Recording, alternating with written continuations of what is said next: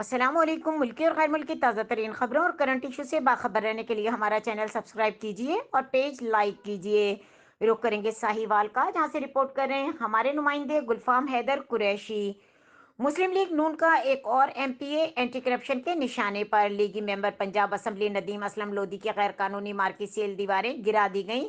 Anti corruption اور municipal committee چیچا وطنی کا مشترکہ آپریشن۔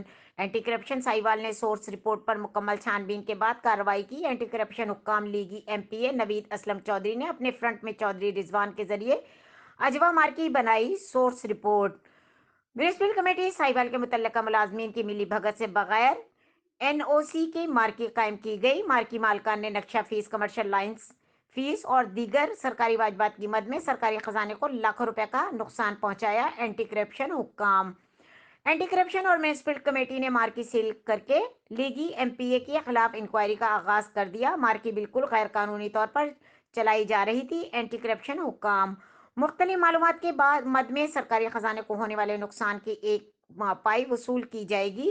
غیر قانونی عمل میں ملوث تمام سرکاری اور غیر سرکاری کرداروں کے خلاف قانون کے مطابق کارروائی عمل میں لائی جائے گی۔ پنجاب بھر میں قبضہ مافیا اور کرپٹ عناصر کے خلاف بلا امتیاز کارروائیاں جاری ہیں۔ D G anti corruption Punjab. رخ کریں گے